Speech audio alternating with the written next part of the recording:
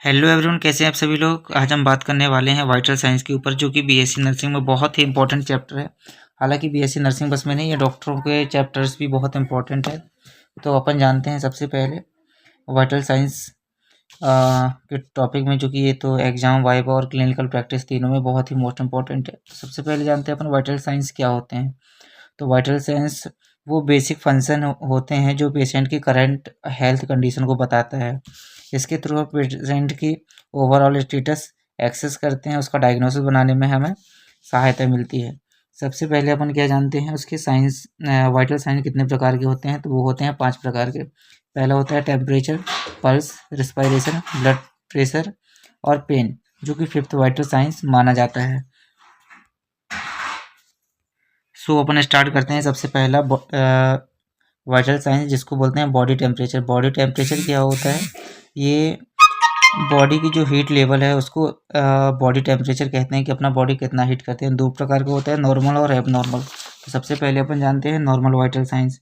तो अडल्ट का normal temperature जो होता है, अगर ओरल लेते हैं तो 37 डिग्री सेल्सियस, और उसी को अगर फ़ारेनहाइट में लेते हैं तो 98.6 फ़ारेनहाइट होता है। एक्जेल से लेते हैं तो कितना होता है 36.5 डिग्री सेल्सियस, और वही अगर रेक्टल से लिया जाता है तो कितना होता है 37.5 डिग्री सेल्सियस। अगर किसी पेशेंट को एबनॉर्मल सबसे पहले जानते हैं, जब पेशेंट 35 डिग्री सेल्सियस से कम टेम्परेचर उसका होता है तो उसको बोलते हैं हाइपोथर्मिया, और वही अगर उसका टेम्परेचर 37 डिग्री सेल्सियस से ज़्यादा होता है तो उसको क्या बोलते हैं हाइपरथर्मिया। तो यहाँ जानने के लिए क्या होता है, हाइपोथर्मिया कितना होता है, मतलब यहाँ पे मैंने शॉर्ट में लिखा hypothermia equal to 37 degree Celsius होता है, से बिलो होता है मतलब कम। और वहीं अपन जानते हैं हाइपरथर्मिया क्या होता है, तो 37 डिग्री सेल्सियस टेम्परेचर से ऊपर का जो टेम्परेचर होता है उसको बोलते हैं हाइपरथर्मिया, जिसको नॉर्मली बुखार भी बोला जाता है। नोट, एज एंड बॉडी में क्या इन्फेक्शन हो रहा है। अगर कुछ पेशेंट एक्सरसाइज कर रहे हैं या हम एक्सरसाइज कर रहे हैं तो टेम्परेचर ऑलरेडी बढ़ जाता है। और टेम्परेचर में एक चीज़ और इम्पोर्टेंट रहती है, बाहर का टेम्परेचर, जिसको एनवायरमेंटल टेम्परेचर भी बोलते हैं। ये भी अपनी बॉडी के टेम्परेचर को इफेक्ट करता है। दूसरा वाइटल साइंस होता है पल्स। हार्ट जब कांटेक्ट करता है तो आर्टरी में जो प्रेशर बनता है, जो वेव बनती है, उसको बोलते हैं क्या, पल्स। ये भी 2 टाइप की होती है, नॉर्मल और एबनॉर्मल। तो सबसे पहले अपन जानते हैं नॉर्मल पल्स रेट। अडल्ट में नॉर्मल पल्स रेट कितनी होती है, 60 टू 100 बीट पर मिनट्स होती है। वहीं अगर चिल्ड्रन में देखा जाए तो कितना होता है 80 टू 20 बीट्स पर मिनट होता है। और वही इन्फेंट में अगर देखा जाए तो कितना होता है 120 टू 160 बीट्स पर मिनट होता है। एबनॉर्मल क्या होती है, जब किसी की पल्स रेट 100 से ज़्यादा हो जाए। अगर किसी का पल्स रेट बोलना चाहिए तो 100 से ज़्यादा हो रहा है तो उसको क्या बोलते हैं ट्रैकेकार्डिया। वहीं अगर 60 से कम हो रहा है तो उसको क्या बोलते हैं ब्रेडिकार्डिया। मोस्टली अपन जो पल्स चेक करते हैं वो कहाँ से करते हैं, रेडियल से, हाथ की जो नस रहती है उससे। अब तीसरा वाइटल साइंस होता है कौन सा, रिस्पायरेशन। ऑक्सीजन लेना और कार्बन डाइऑक्साइड को निकालना क्या कहलाता है, रिस्पायरेशन कहलाता है। नॉर्मली रिस्पायरेशन रेट कितना होता है अडल्ट में, 12 से 20 बीट्स पर मिनट होता है। चिल्ड्रन में 20 से 30 बीट्स पर मिनट होता है। इन्फेंट में 30 से 40 बीट्स पर मिनट होता है।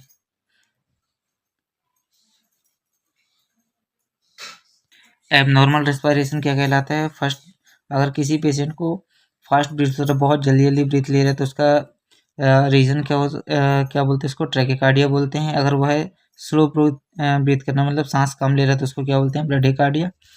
और सांस लेने में दिक्कत हो रही है उसको डायस्पनीया बोलते हैं। और सांस बिल्कुल भी रुक जाए तो उसको क्या बोलते हैं एपनिया। चौथा और सबसे मोस्ट इम्पोर्टेंट होता है ये क्या, ब्लड प्रेशर। आर्टरी की जो वॉल रहती है उसमें ब्लड का क्या प्रेशर लगता है, उसको क्या बोलते हैं ब्लड प्रेशर। जैसे बोलना चाहिए तो ये अपना एक पाइप होता है नॉर्मल पानी वाला, जब इस साइड से यहाँ तक पहुँचने में, इस साइड से यहाँ तक पहुँचने में उसको कितना टाइम लग रहा है उसको बोलते हैं अपन टाइम। और इसमें कितना प्रेशर जनरेट होता है उसको क्या बोलते हैं ब्लड प्रेशर। तो सबसे पहले अपन जानते हैं नॉर्मली बीपी कितना होता है, तो 122/80 mm होता है। ऊपर वाले इसको सिस्टोलिक बोलते हैं और नीचे वाले को डायस्टोलिक बोलते हैं। यही अपर वैल्यू सिस्टोलिक बीपी कहते हैं और लोअर वैल्यू को डायस्टोलिक बीपी कहते हैं। एबनॉर्मल बीपी क्या होता है, अगर किसी पेशेंट का बीपी लो हो रहा है तो उसको बोलते हैं हाइपोटेंशन। अगर किसी पेशेंट का बीपी बढ़ रहा है तो उसको बोलते हैं हाइपरटेंशन। मतलब बोलना चाहिए तो 120 mmHg से नीचे आ रहा है तो हाइपोटेंशन, 120/80 mmHg से ऊपर जा रहा है तो हाइपरटेंशन। वही मैंने यहाँ एक डायग्राम बनाया है। अगर कोई पानी का पाइप एकदम साफ है तो पानी इस साइड से आराम से क्रॉस हो जाता है। अगर उसी में यहाँ पे कुछ काई लग जाए तो पानी आराम से जाता है। सेम वैसे ही ब्लड स्ट्रीम में होता है। अगर नीचे यहाँ पे कोई कोलेस्ट्रॉल जम जाए, यहाँ पे अगर ब्लड स्ट्रीम में कोलेस्ट्रॉल जम जाता है तो क्या होता है, ब्लड प्रेशर हाई हो जाता है, क्योंकि उसको दबाव बढ़ने लगता है ब्लड में। तो इसमें सबसे मेन चीज़ क्या है, एज, स्ट्रेस, एक्सरसाइज और डाइट बीपी को इफेक्ट करता है। खाने में काफ़ी बार देखा गया पेशेंट बहुत ज़्यादा नमक ले रहे हैं, उसके कारण भी उनका बीपी फ्लक्चुएट होता है।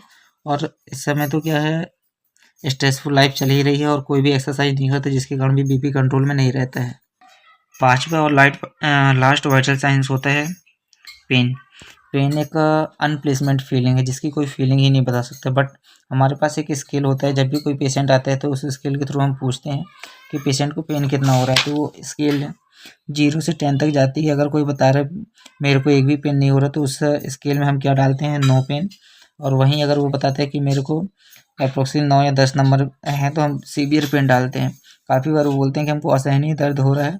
अगर किसी का 4 या 5 रहता है पेन तो उसको हम माइल्ड पेन या फिर हल्का फुल्का पेन बोल सकते हैं। वाइटल साइंस पढ़ने का हमारा मोस्ट जो रीज़न था, वो रीज़न हम जानते हैं क्या क्या है।